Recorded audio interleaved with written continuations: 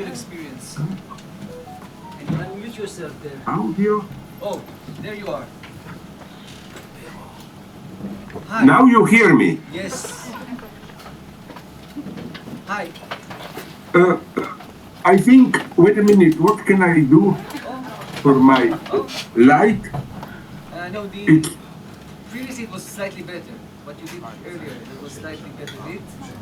Okay. Yeah. No, I don't like this light behind me. Okay or no? Well, if you don't like this, I'll explain to you my situation. My situation is that I have you on a huge screen behind me, staring right at the back of my neck. So I think I'm like a monstrous sex in weak David Lynch, Blue Velvet, or where the hero enters the room and there is a couple fucking like crazy in the background. Yeah, that's where we are. In memoriam. This is your way of commemorating David Lynch, I see. Yeah, no.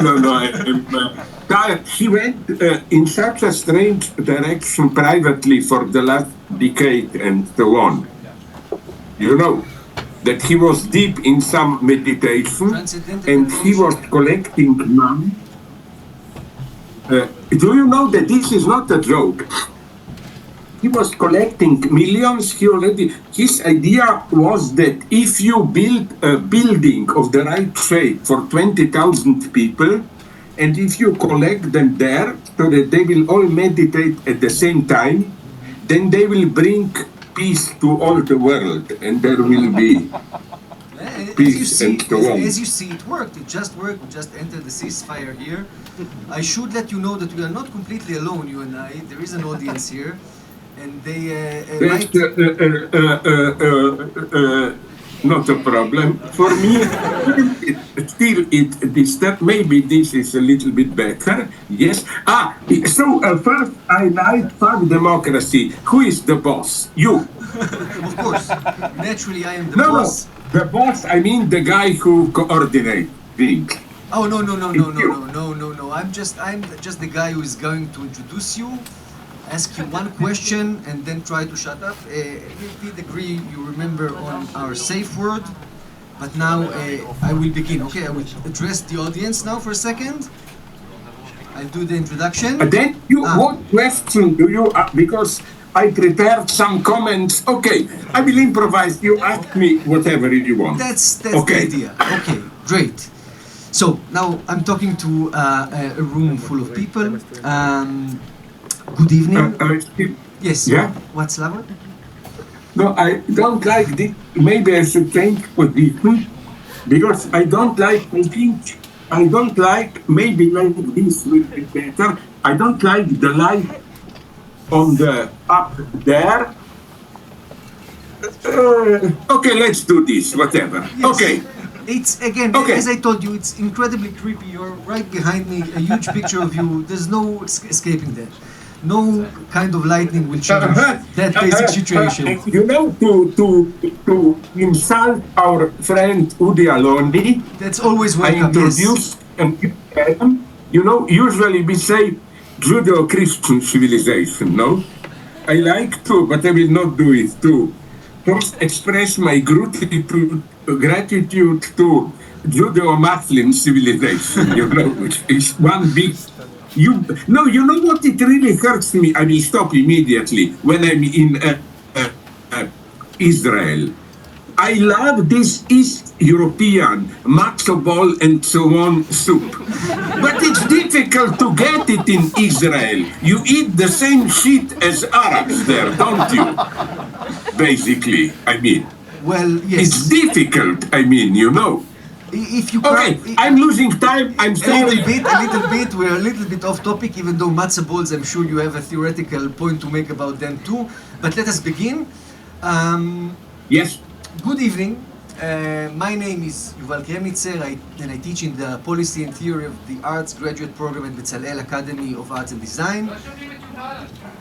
Tonight, now, can you hear me now? Okay. Tonight I have the great pleasure and honor to welcome Slavoj Zizek, who has graciously agreed. Yes, you're free, yes. Who has graciously agreed to join us on this evening celebrating the Hebrew translation of his classical book, The Sublime Object of Ideology. There is, I think, a strange timeliness in this much belated translation. Zizek's classic came out in 1989, the year the Berlin Wall came down and the world began celebrating the end of the Cold War and indeed the end of history and what seemed to many at the time as the final victory of the liberal democratic West, the victory of capitalism over communism and of democracy over authoritarianism. Few amongst us today still hold that optimistic vision, if it was an optimistic one. In recent decades, we are witnessing the rise of a new kind of authoritarianism across the liberal democratic world, the return of war, even to Europe, and the heating, increasingly unpredictable natural environment. Tonight, we are celebrating the book's translation to Hebrew on the eve of Trump's second inauguration and a day after the beginning of the very fragile ceasefire here in the Israel-Gaza war. The beginning of the Pax Trumpicana, a new world order. Time, and maybe Zizek in a few minutes, will tell. The worn-out cliché about a renowned guest needing no introduction certainly holds in this case. But it is usually followed nonetheless by a long-winded listing of all the achievements, books and awards that prove the tedious point. I really think, in this case, this is utterly superfluous. If you don't know who Zizek is at this point, go read a book. The one in front of us is a good place to start. It will be time well spent, I assure you. Slavoj Zizek is, without a doubt, one of the great thinkers of our time, an innovative, highly original philosopher covering in his writings an astounding range of topics and issues, and a courageous public intellectual with a much-needed clear voice in these troubled times of ours. In a moment, Slavoj and I will hold a dialogue in the late Platonic dialogue style frequently celebrated in Zizek's writings. Namely, we'll have him speak and occasionally interject acclamations of the likes of "By Zeus, it is so." We have agreed, however, Slavoj, you remember, on a safe word, and it will remain my responsibility to keep our late Socrates tethered to some extent to the question at hand. Okay? Before I present my question, please allow me to very briefly say what I believe is the undeniable significance and impact of Zizek's body of work, beginning with the Sublime Object of Ideology. There is this seemingly age-old dilemma, a conflict even, between materialists and idealists. There's a metaphysical, speculative aspect to this debate, namely, what is the ultimate nature of reality, which, to my lament, I know isn't everybody's cup of tea, and a social practical aspect, namely what ultimately explains human behavior, what is it that makes human societies behave the way they do. Is it the ideas, passions, dreams people have that we should study if we are to understand our social worlds, or is it rather the infamous bottom line, interests, profits and gains? Are we caught in linguistic frames, playing language games with no grasp on reality, or are we driven by real natural needs? There are a million other examples for this intractable dilemma, but I think that once Zizek came to the scene, the entire argument has been rendered moot. For what Zizek masterfully shows again and again is that when we get to the very kernel of what we take to be simple, objective facts of material reality, we find right at their center subjectivity, fantasy, and ideology, without which we are left with less than nothing, and vice versa. When we seem to climb to the heights of spirituality, the purest and most abstract formalities, we find right at the center of them the hardest element of material reality, a hard kernel of the real that simply cannot be symbolized, integrated into language and meaning. Now, without further ado, I want to turn to you, Slavoj, and ask you this one, albeit somewhat fat question. You're a radical left thinker, sometimes identifying yourself as a conservative Marxist, yet you seem to be rather uniquely, keenly aware of the complexities of this place. This, Israel-Palestine, is a troubled place, to put it mildly, but an interesting one.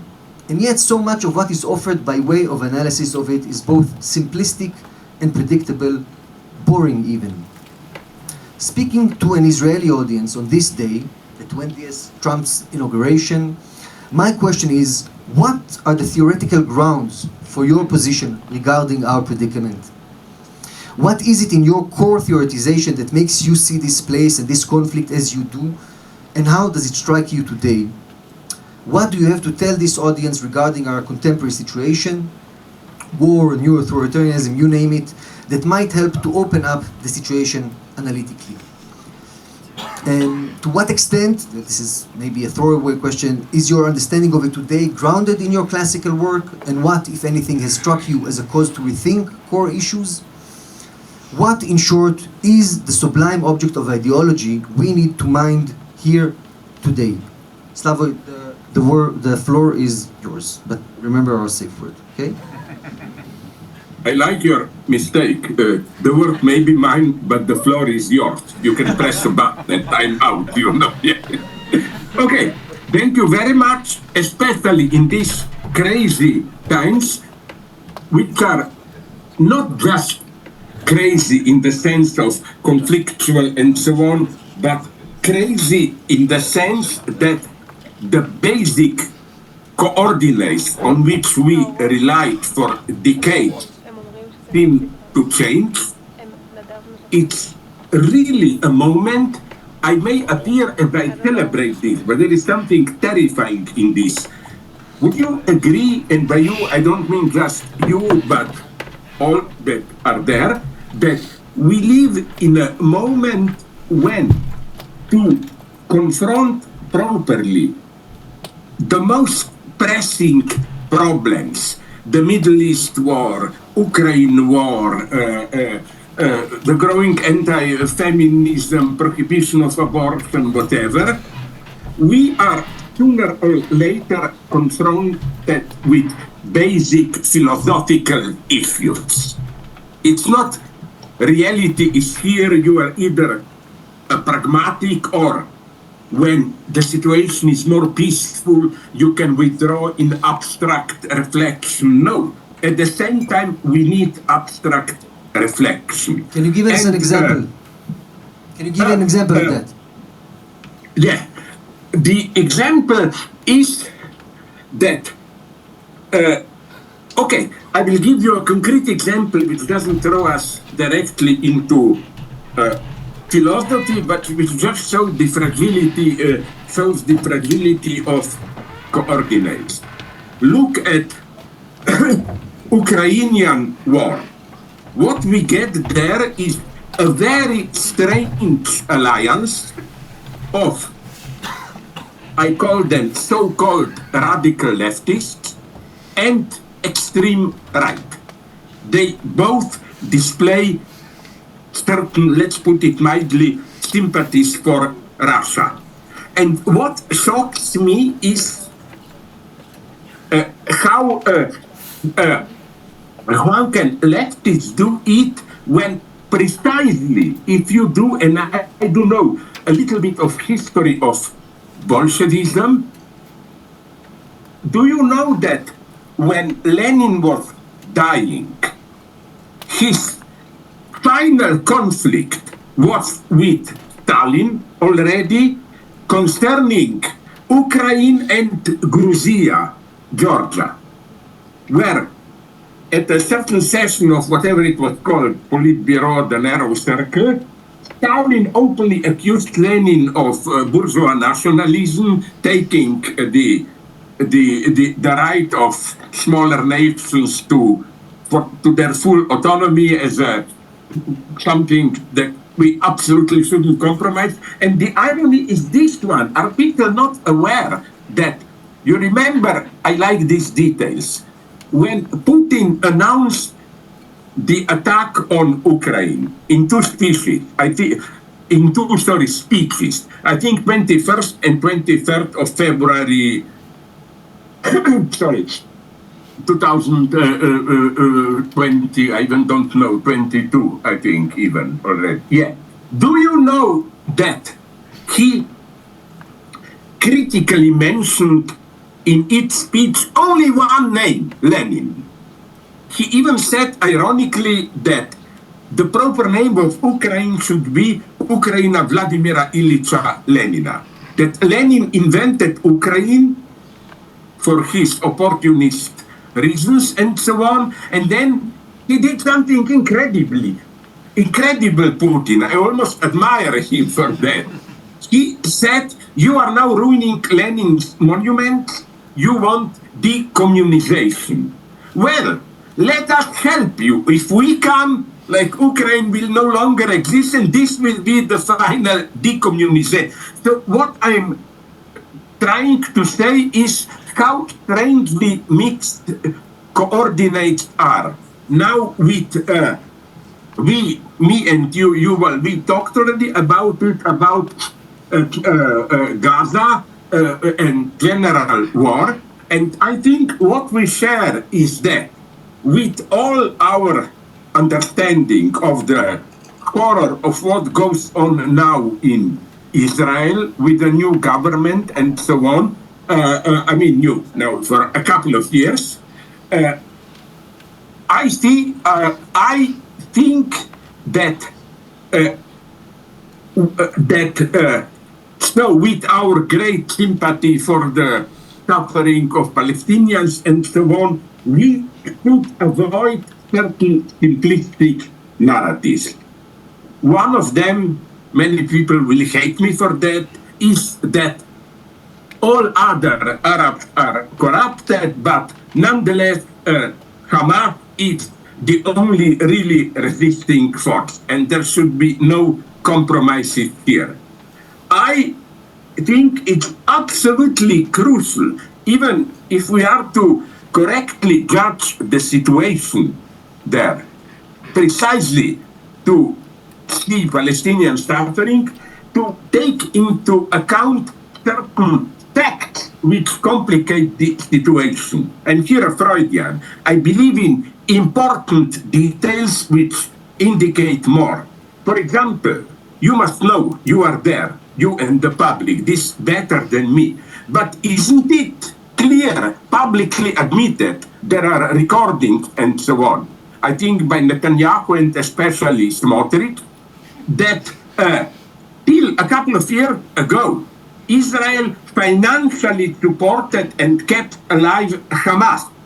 The reason was simple: keep the Palestinians separated so that there is less pressure on the two-state solution. The second thing, I think that whenever a conflict like this explodes, you should look at the situation within these states. For example, Iran.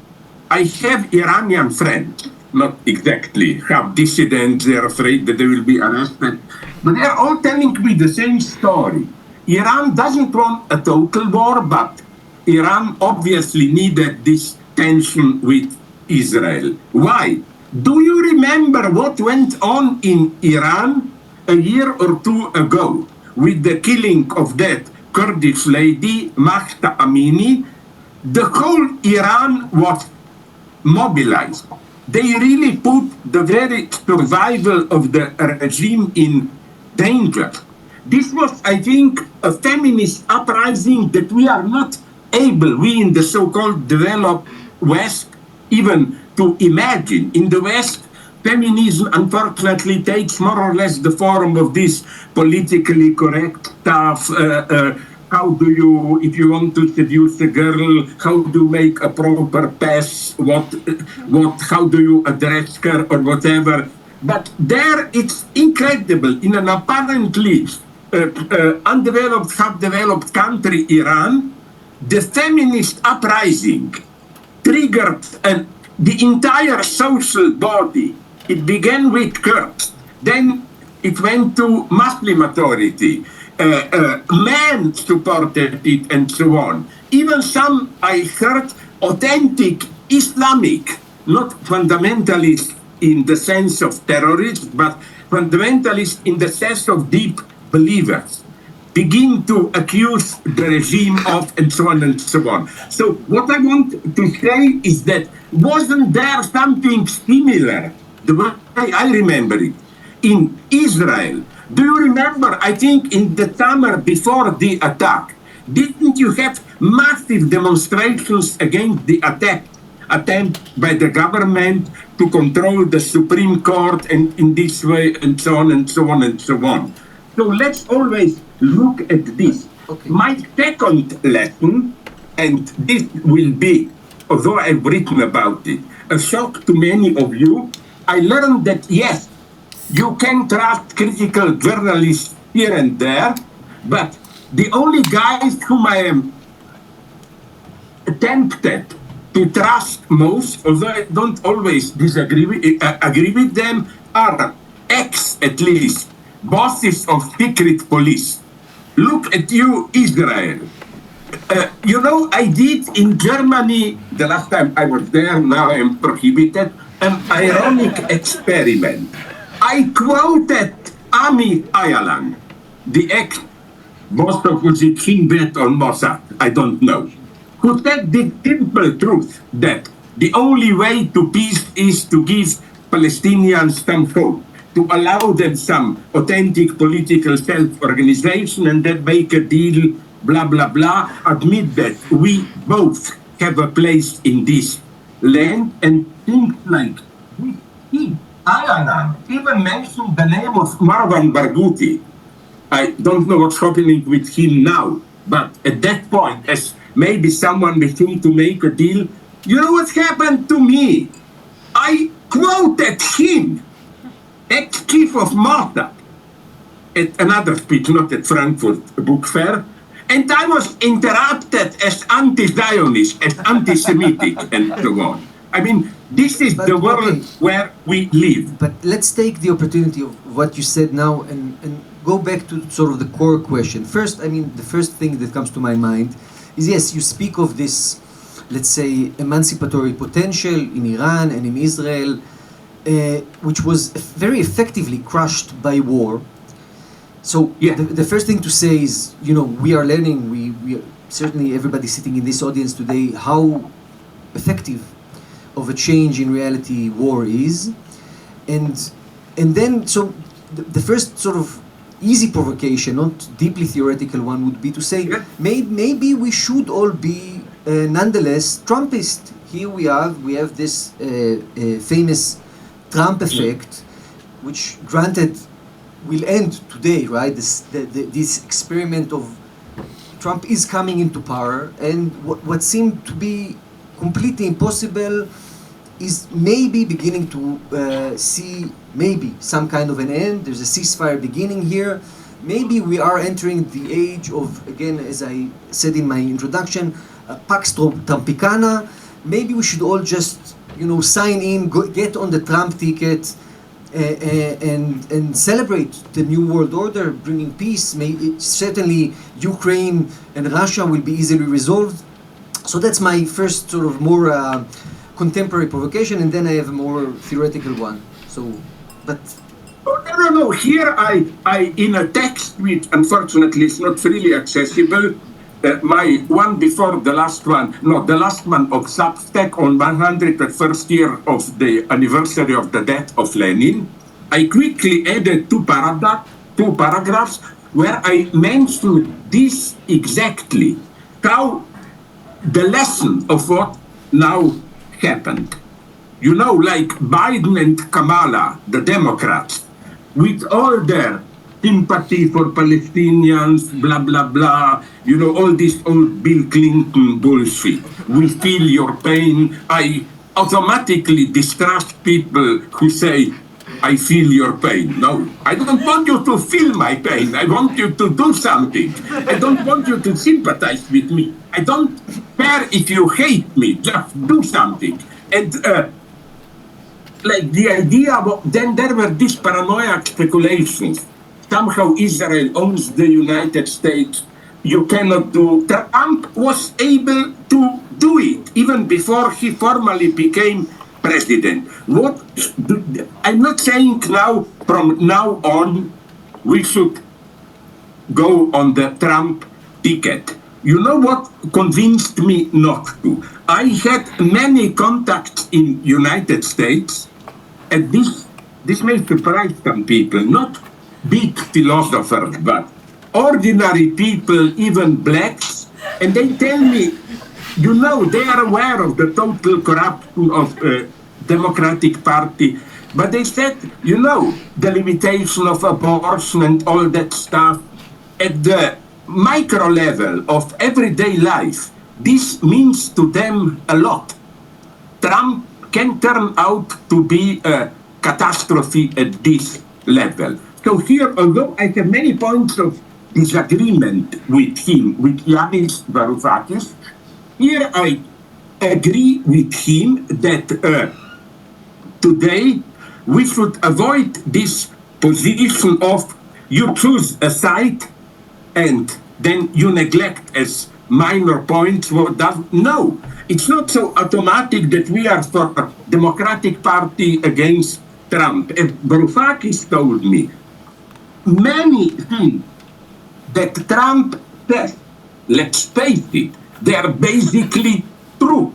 What he says about the role of a big techno corporation and so on, Trump especially, I mean this ironically, the main Trump populist ideologist, Steve Bannon, who even ironically calls himself a Leninist, he is an authentic Trumpist left. You know why Trump hired him 6 years ago from the White House? Because among other things, he advocated raising the taxes on profits from 25 to 40% and so on. So, of course, Trump basically, to me, belongs to a category of what I call, and it's not meant as a joke, it's a very tragic thing, a category of what I call Zionist anti-Semites. You know, that's Trump, totally, at least till now, supporting Israel, but at the same time relying on groups which are more or less openly anti-Semitic. And what caused such a fury among my enemies, like in Frankfurt, the state functionary at the book fair stood up and started to shout at me, when I mentioned that there is a long tradition in the extreme right of what I call Zionist anti-Semitism. I like to quote, I don't know to what extent this is known, it should be in Israel, the guy himself, the supreme evil, Reinhard Heydrich, the founder of, organizer of Holocaust. You know that 2-3 years before World War II, he said, Jews are divided between assimilationists and Zionists. And he said, assimilationists, no, we don't want them here. But if they go there to Palestine, we fully support it. They are great people. We are ready to collaborate with them and so on and so on. And the same, you remember that crazy guy who killed some 80 left-wingers, Breivik, in Norway. His idea was the same. He said, Jews in the West, they secretly control things, blah, blah, blah. But he said, Jews there in Israel, we should fully support them because they are the last protective wall against the Arab primitive. So what I'm saying is that it's not simply Democrat against Trump where we should choose as better Democrats. No, we should never forget that Democrats are the de facto big capital mainstream. Democrats are the enemy, liberal Democrats, liberal capitalist Democrats, and Trump is a paradoxical reaction to them. Trump is a symptom. Trump is a reaction to this. So when we attack Trump, which we should when necessary, we shouldn't allow this to define our entire space. I use my metaphor, which you all should like, I know you know it, that, the Freudian, it appears primitive, but it's more deeply grounded, metaphor of fetish as the last thing you see before you see sexual difference. That in Freud's apparently naive terms, the woman doesn't have a penis. I claim Trump is the last thing that a liberal capitalist sees before he sees class struggle, basic social antagonism, and so on. So again, we should absolutely avoid this simplistic view. I'm not saying, of course, when we are talking about abortion rights, blah, blah, blah, okay, we strategically vote together with liberal Democrats, but with a limit. We should always be aware this is not the true struggle. This is our situation where now I move slowly to a more general level, and then before you say any code words, I will finish. that this is our general situation, that it's not just this is the good guy, that is the bad guy. At a level almost unheard of till now, the basic coordinates, what Fred Jameson called the cognitive mapping of our situation, is mystified. So that's why, for example, many Palestinians or their friends attacked me for being too soft, if not on Israel, then on Israelis, to claim, no, this is not enough what they say. No, sorry, in this situation, if you say clearly what Ami Ireland and others said, that some of them, I even forgot who, even said that the main threat to Israel are these hardliners in Israel itself. That this deep insight that the anti-Palestinian politics on West Gaza, on West Bank, and so on, is something which tells us a lot about the inner situation of Israel. There, I think the true threat to Jewish legacy. And I ask myself two questions here, and I know I will be linked for both of them. First, you know what is my dream? Now I'll be provocative in my style. You know what Hamas should have done for me to admit it as some kind of resistance movement? I see. I will believe. Go ahead. Sorry? Go ahead. Yeah. Okay, they were under some kind of, if not direct occupation, encircled, closed space.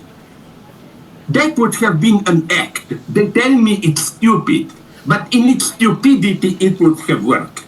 I would have done this as Hamas. Yes, the breakout, when they break out the border with guns.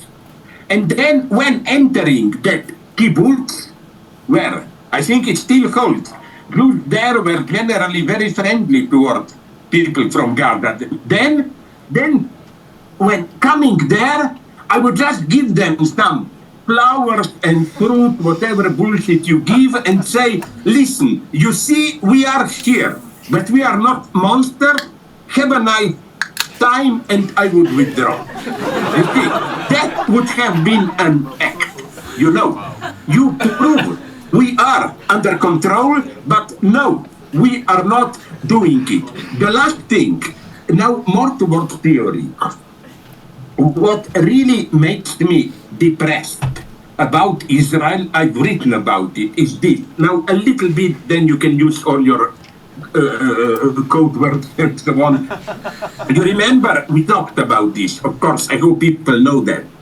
When some, they are for me true heroes, guards from that prison south of Jerusalem escaped and told the truth, even illustrated it with some video shot.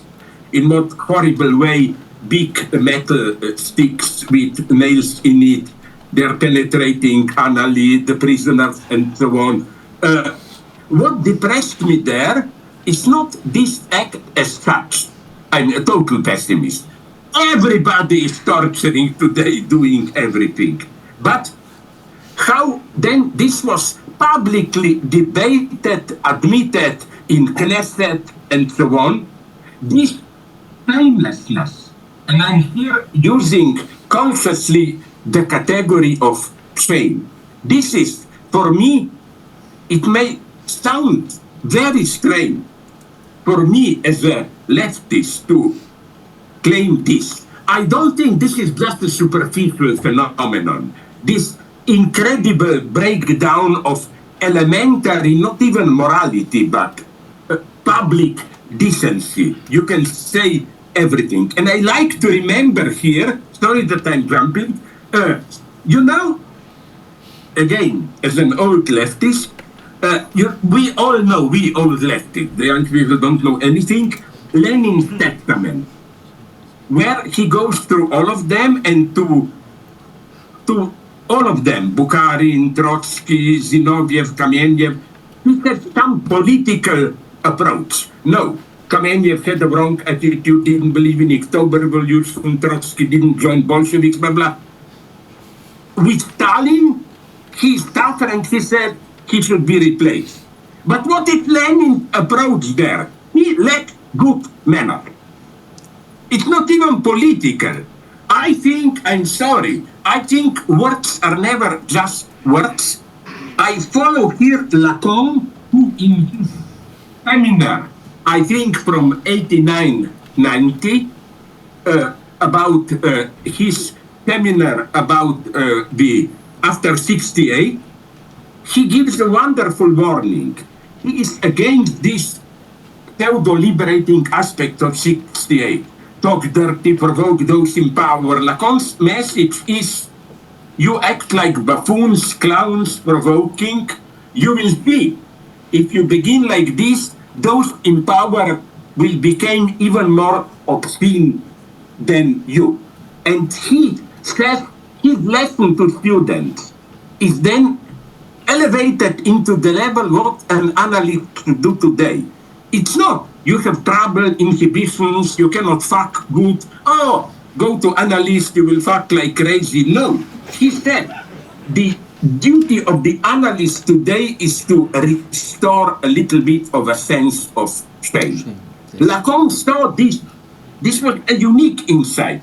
This link between false legacy of 68, we used to provoke those in power, dirty signs, blah, blah, and today's new right. I think the notion of shame is also a political notion today. I talk too much. No, we can go immediately into higher philosophy, but my God, I talk too much. Yeah. You robbed me of my chance to use our safe word, but I do have one final attempt to sort of force you to collect some of the things you said into maybe a more general reflection on some of your core interventions. I think there is some common ground between several of the things you mentioned here. We have this, Lacanian idea that the truth lies, and I wonder if what we are confronting today on many levels, whether it be Trump, New Right, and other cases, I'll give you one concrete example in a second, is a new way, nonetheless, in which truth today lies. And I think two very quick examples to really push you to reflect on your own work. You classical example for pathology, where we find symptomatic attitude is anti-Semitism, right? Your idea is, I quote it myself a lot, is that the way to understand what is pathological about anti-Semitism is to say, yes, let's assume all of those things said about the Jews are true. Nonetheless, we would be justified in asking, but why do you care so much? Why does it sort of quilt your entire universe, right? Why do you imagine that getting rid of them would solve all the problems, etc., etc.? Now, today we're in a situation, and you talked a lot about this convergence of Zionist anti-Semitism, where I think never in our history before did Israel deserve more of the harsh criticism it is receiving all over the world. And nonetheless, there is an indelible pathological supplement there. You cannot deny all of those things that are presented are true, and nonetheless there is this extra kernel of pathological excitement, as if to get rid of this one place, one problem, the problems of the world would be solved. So isn't this a significant twist? Yeah. And the same holds for, you know, let me just as this one add one final example, because you know you gave this example of what if the Hamas attack would be somehow a hippie revolution, less barbaric. By the way, a slight twist on that would be just to come as a liberating force, saying we are here to liberate you from the oppressive Zionist regime. But that's just my variation of the same thing. No, but the question, Schultz.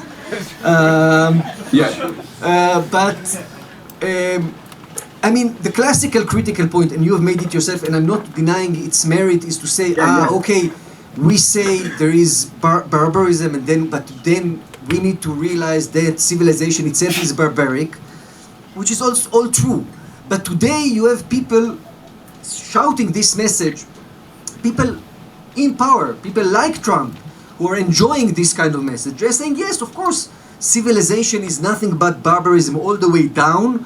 Let us just enjoy shamelessly. And you ended with this famous, you know, Lacan's moment there at the end of the seminar, where he tells them, nobody dies of shame today, and this is what you should be ashamed of, right? So I don't know. My question to you is there something new in this configuration regarding the specific manner in which truth lies and in which our critical attitude where it should be pointed? I hope that was a clear enough question. I'm not sure.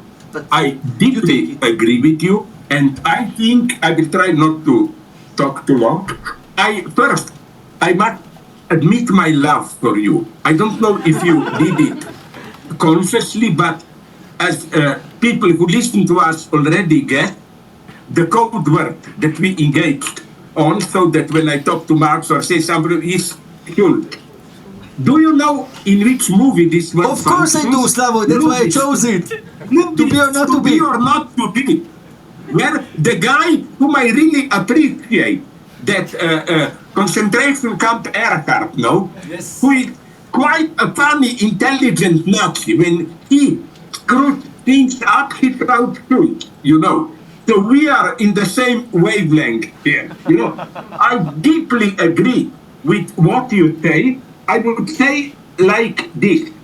First, the important point is effectively how, while yes, we criticize the state of Israel and so on, but especially for us in Europe, with a great tradition of effective anti-Semitism. By effective, I mean anti-Semitism not just as a high critical stance, but inscribed into details of daily life. We should nonetheless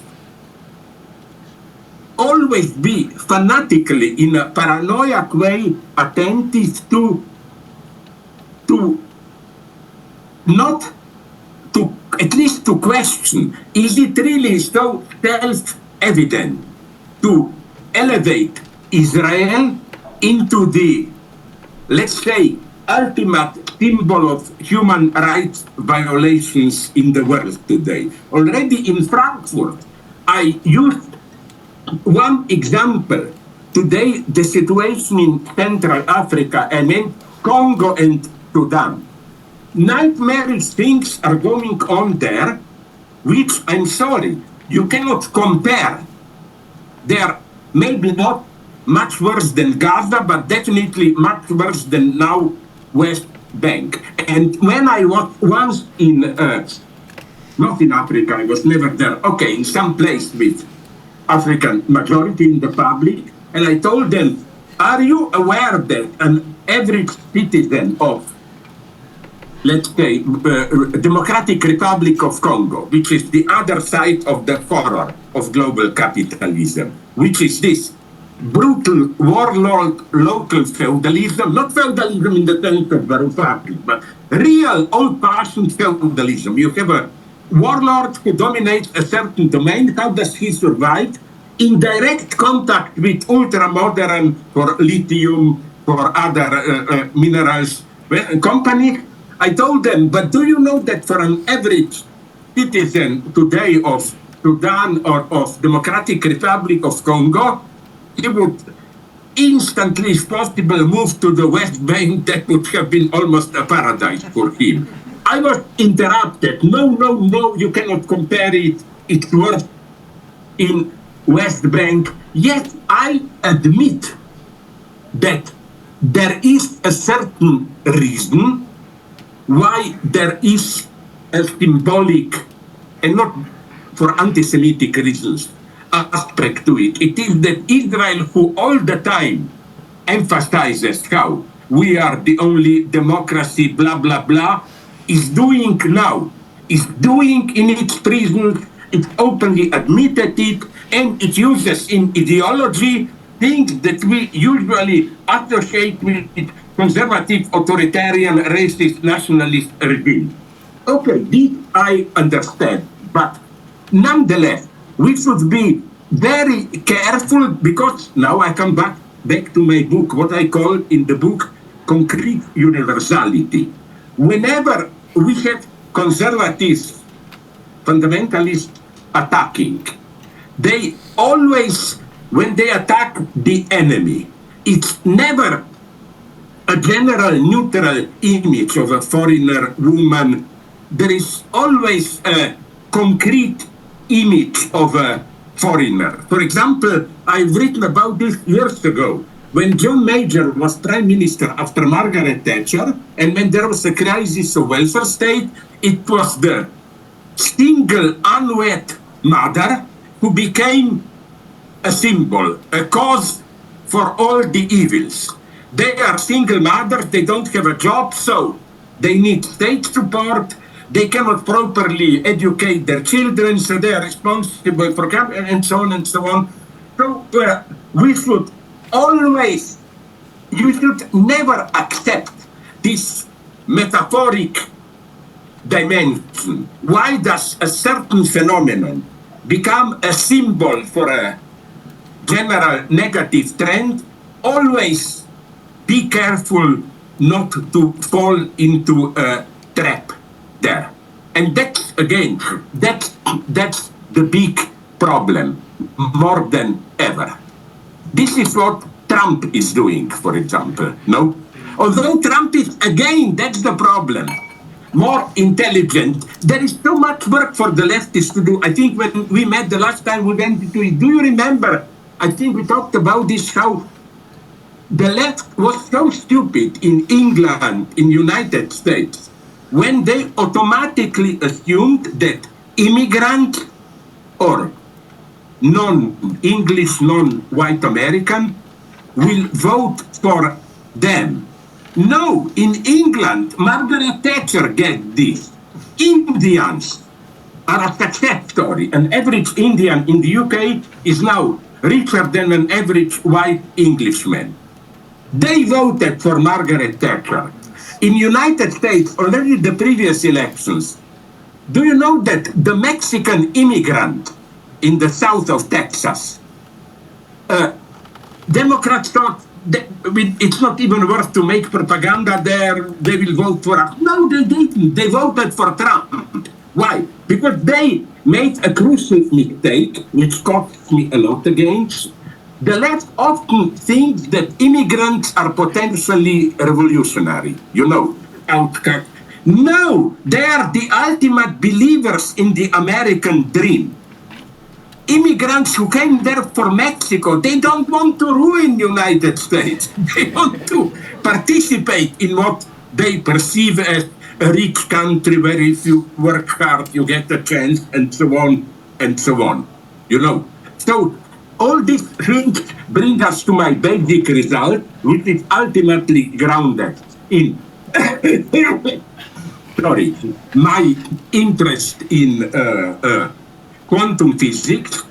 If you could condense in one word, what I'm doing now is trying to provide a quantum approach to history. That is to say, the basic lessons of, I don't have time to go into it now, of quantum physics.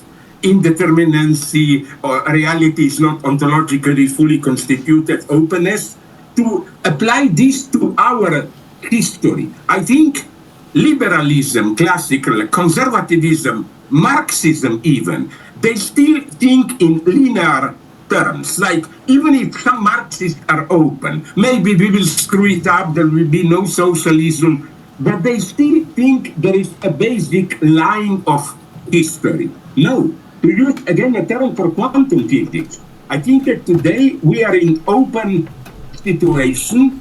It's not clear what history, and using consciously this future, past, future imperfect, will have been. And I think the most serious candidate is not hardline fascism, it's something I am tempted to call soft fascism. Models are India, up to a point China, Turkey, and so on. You have a country fully incorporated into global capitalism, but they are aware that ideologically liberalism brings potentially chaos. They try to control the self-destructive effects by relying on a hard traditional ideology. Today, China, they don't speak about Marxism, they speak about Confucianism. Let's return to Confucian, India, Modi, Hinduism, and so on. So if there is a general tendency, it's toward, unfortunately, this type of soft fascism. Why soft? It's not that it's not so bad, because I think that it's not based on the model of Nazism. Nazism was self-destructive. They needed war. But then we had Salazar in Portugal, Franco in Spain, Mussolini till 1938. They didn't need permanent mobilization. They were just aware, quite correctly, that the market has to be controlled by some strong nationalist state ideology to prevent social disintegration. This is the danger I see today. And point two, we are not in a position to draw a line. History is moving there. No, it's we will see it retroactively. You know, I always use this example from politics, from quantum physics, how something happened, and once it happens, it retroactively becomes necessary. We are now at this moment when we don't know which one will be. We are creating conditions for a certain narrative, necessity, self-perception to emerge. And I'm here sincerely a pessimist. Yes, I think you're right to be one. I think I'll emphatically agree with you. I think there's a sort of simple way in which, Trump, as a glaring example, is this directly virtual figure who is simultaneously likely to, in the context of this area, bomb Iran and force Israel into peace. I mean, this is Schrodinger's cat embodied, and I think that's part of the appeal. We are over time. We ran out of time already, but I will. Oh my God! Now I will tell you. Fuck you. You said it before. I was surprised. I was shocked. You didn't say it up until now. Fuck you. But go ahead. Yes. No. Can we at least play democracy. Oh, and that's what I was about to do. allow the people to But that's ask what- me one, but- two questions or what. You interrupted me just before I was trying to do this pretend gesture in which You are. I taught you to lie. I like to lie. When I don't want to do something and somebody reminds me, I said, but I just wanted to do it. That's exactly what happened now. Thank you for exposing me once again. But as you said earlier... But isn't it the best definition of a true friend? If you cannot insult somebody and expose him in this way, I cannot even imagine friendship without this. I'm still working on a way to insult you. I'm not there yet, Slavoj. I'm still building up to it. I'm still building up to a way to insult you. I haven't figured it out just yet, but I'll get there. Right, I agree with you. Please give more effort to it. I don't You're right. think... I've been slacking. You know what I suspect? A horrible thing. That with some part of you, me, who is hated by Muslims, by Jews, by everybody, what is wrong with you that you cannot even properly insult me? You need to put more work into it, you know. I take it upon me. I will do it privately once we are done here. But first, let me do the empty gesture towards democracy. And you know, as a true boss, I have a boss of my own, which is Shira. And let me ask her: Can we spontaneously? I know we are out of time, but was friends to me by Schultz! I'm trying to ask a question I'm trying to open democracy here. Can we spontaneously give like one question to is this the vibe? Yeah. If anyone wants to ask, Okay, so Slavoj, we will really improvise one question from the audience. So I can't see anybody. Can you, Shira, choose You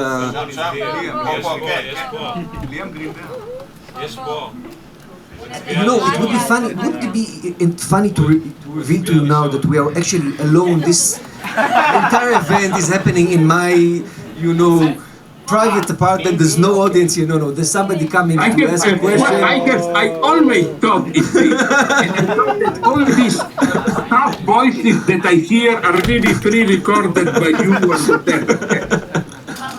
Okay, no, I'll bring him the microphone. Here. Wow. אלא אם פתאום שירות, אז אתה יכול להיכנס כל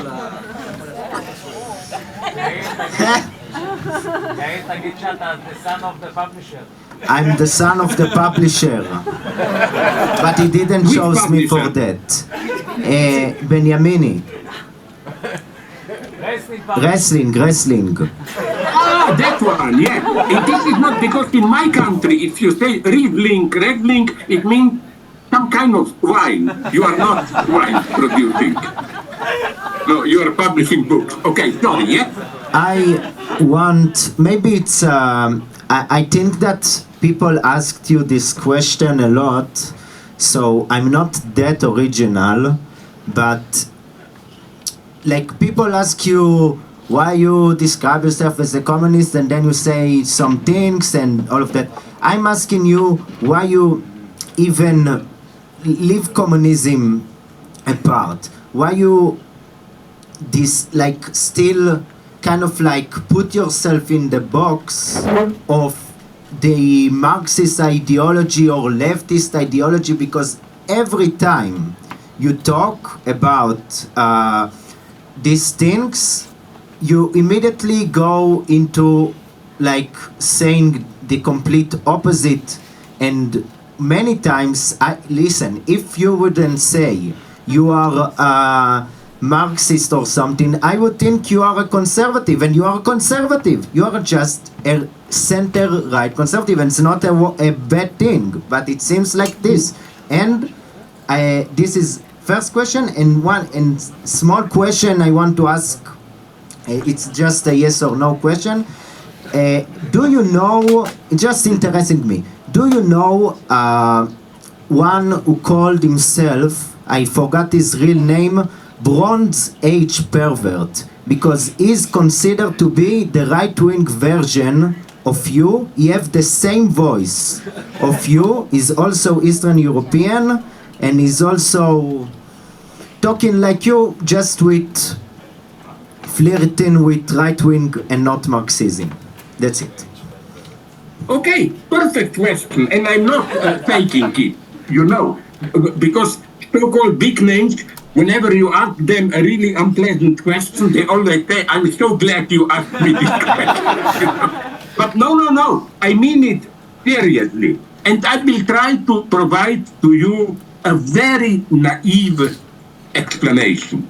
Why a communist? Forget about Marxist. Marxist, yeah.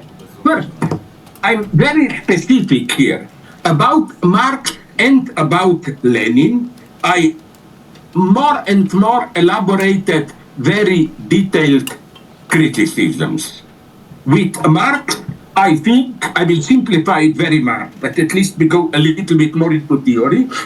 Lacan was fascinated in the last 2 decades of his life with Marx's notion of Mehrwert, surplus value. He even elaborated his notion of surplus enjoyment based on surplus value. But where I try to even radicalize Lacan is to say that Marx, what he proposed was, I use this term very brutally, capitalism without capital. Marx believed that socialism will maintain all the capitalist dynamism of expanded self-introduction without its cause object of desire, without surplus value. I think this doesn't function, and some intelligent, vaguely Marxist, like my Japanese friend Kohei Saito, I don't follow his solution, degrowth, but he sees this, that Marx is still indebted to this profoundly capitalist idea of expanded self-reproduction. So I have no problems here. Now we come to what you would have called my right wing. But I was always opposed to these games of, for example, if only Lenin were to survive for 3-4 years, he would have made a pact with Trotsky. I didn't think so. I'm saying why you are from this. Okay. Okay, I will go to that. I agree with you. I will go. No, please say that. Censorship entered. No, it's the master of us all time. Okay, but very quickly. You can finish your answer, but we need to wrap it up. Yeah. No, because you can correct me here, but forget about all those democratic centralism parts. Yes, I think that it's very naive. If you look at the global situation today, the problems that Yuval mentioned, global disorder in environment, immigration, war, and so on. These are problems. This is really a kind of a very naive ABC, which can be not only solved, but even properly dealt with only through a much stronger global cooperation. Just imagine a new ecological catastrophe. Like I spoke with a guy who was there in Fukushima, when was it, 20 years ago, that big catastrophe, and he said that for one day, Japanese government thought they will have to evacuate 30 million people, the whole Tokyo area. What could they have done? Invade Siberia or what? We need a global coordination. That, for me, communism. Just a global coordination without limits on the market. And more, now comes my conservative side. It's waiting for you, I think that at least the democracy, liberal multi-party we know in the West is not efficient enough. We will have to invent, because if we will not do it, the neo-fascists will do it. A stronger central power able to intervene quickly. And now I will go to my conservatism. My friend Alain Badiou recently, a couple of years ago, told me he read a book on Napoleon III, 1950-70. He said, okay, he screwed it up with the war with Germany, but in those 20 years, he did an economic miracle. He rebuilt Paris, with his counter-revolutionary intentions, but it was a miracle, renovated economy and so on. Why? He had all the power. He was able to do it. This is even up to a point what China is able to do it, to react to the potential of economic crisis much faster. So I'm communist in the sense that we absolutely need some international global source of intervention which can bypass the market. And when people tell me you are utopian, I tell them I'm not only the only one who noticed it. Remember COVID. Even Trump and who was the idiot, and Boris Johnson had to do this, order companies what to do and so on. That communism,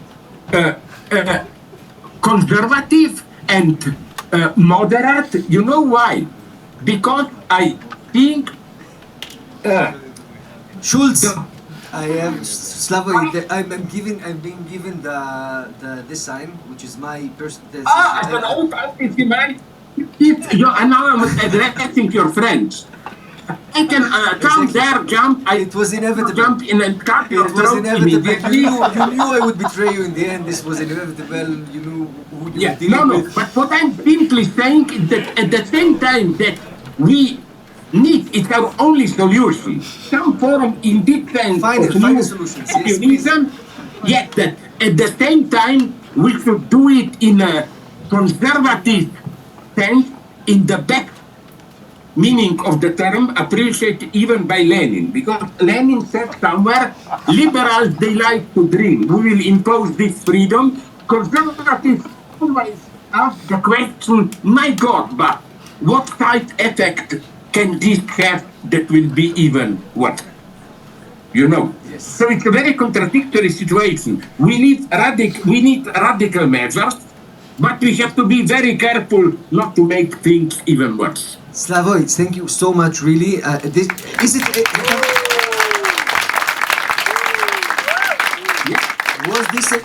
this too subtle of an insult to interrupt you by saying thank you very much? Was this too subtle of an insult, or was it sufficient? Okay, I will work on it. You in deep sea. But let's repeat this in a month or two when I will be better. Yes. Because I think I owe you this. It's not a problem for me to give 1 hour, although in a typical, my conclusion, in a typical dirty Jewish way, you first excite me and then you impose coitus interruptus. No, I accept it. Thank you, Slavoj, so much. And insults will come in private later on. Thank you again. And I am really grateful and just sorry that I cannot deliver you more. I really appreciate this because just this is important. Don't give me a full scare. When we talked the last time we came to this, we need today a stance which is critical of Israel, blah, blah, but being aware of all the complexity.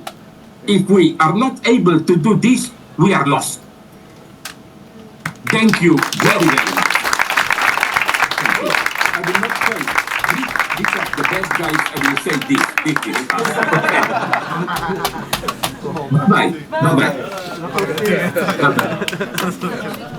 Bye-bye.